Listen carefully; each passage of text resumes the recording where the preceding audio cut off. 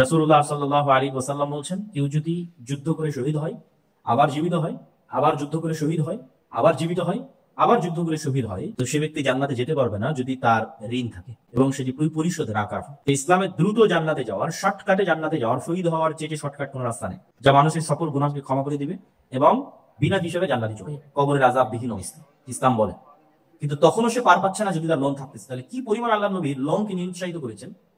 আর অবশ্যই লোনকে নিরুৎসাহিত করার হাদিসগুলো যখন আসবে, তখন আপনারা এটি মনে করিয়েন না যে এটি সুদী লোনকে আল্লাহ নবী নিরুৎসাহিত করছেন। না, স্বাভাবিক যে আমরা একজন আরেকজনের থেকে কর্জ নিয়ে সুদ ছাড়া, সেটিকে নিরুৎসাহিত করছে। সুদী লোনের কথা তো বহু পরে।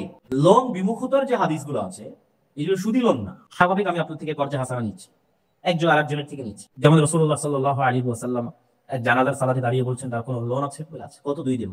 তো বলে তার জানাজার সালাত হবে না যতক্ষণ না এটির দায়িত্ব কেউ না নিচ্ছে। তাই একজন সাহাবী সে যে দায়িত্ব নিবে, তখন আল্লাহ নবী জানাজার সালাত আদায় করবেন। তো এই লোন কোনো সুদী লোন ছিল, এই জন্য আল্লাহ নবী জানাজার সালাত আদায় করবেন না, বিষয়টি এমন না। যতগুলো লোন বিমুখতার উদ্দেশ্যে যতগুলো হাদিস রাসূলুল্লাহ সাল্লাল্লাহু আলাইহি ওয়াসাল্লাম দিয়েছেন, তার প্রত্যেকটাই স্বাভাবিক সুদ মুক্ত লোন। তারপরও আল্লাহ নবী নিরুৎসাহিত করছেন। আল্লাহুম্মা ইন্নী আউযু বিকা মিনাল মা'সামি ওয়াল মাগরাম। হে আল্লাহ, পাপ থেকে পরিত্রাণ চাই, ঋণ থেকে পরিত্রাণ চাই। আল্লাহ নবীর দোয়া। তো আল্লাহ নবীকে সাহাবী জিজ্ঞেস করছে, কেন আপনি এত ঋণ থেকে পরিত্রাণ চান? কেন আল্লাহ নবীর আরেকটা দোয়া আছে, যেটি আল্লাহুম্মা ইন্নী আউযু বিকা মিনাল হামমি ওয়াল হুজনি।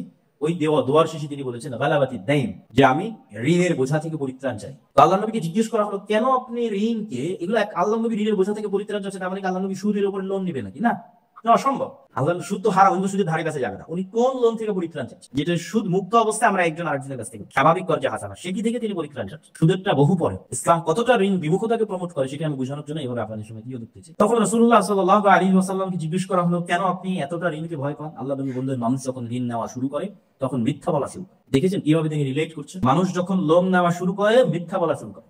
এটি সত্য। সুদী লোনের কথা না, আপনি স্বাভাবিক কর্জে হাসানা নিলেও সেটি যখন আপনার কাছে চাইতে যাওয়া হবে, আপনি মিথ্যা বলবেন, আজকে নাই কাল দিব। অথচ আছে। আপনার ছেলে মেয়েকে মিথ্যা বলা শিখাবেন, স্ত্রীকে মিথ্যা বলা শিখাবেন। আর যখনই আপনি মিথ্যার সাথে সম্পৃক্ত হয়ে গেলেন, আপনি নেতৃত্বের যোগ্যতা হারিয়ে ফেললেন, আপনার আত্মমর্যাদা, আত্মসম্মান হারিয়ে ফেললেন। আত্মমর্যাদা, আত্মসম্মান হারিয়ে ফেলার কারণে নেতা হওয়ার যোগ্যতা হারিয়ে ফেললেন। নেতা হওয়ার যোগ্যতা হারিয়ে ফেলার কারণে আপনি গোলাম হয়ে গেলেন। আর গোলাম হয়ে যাওয়ার কারণে জাতিগতভাবেও গোলাম থাকবেন।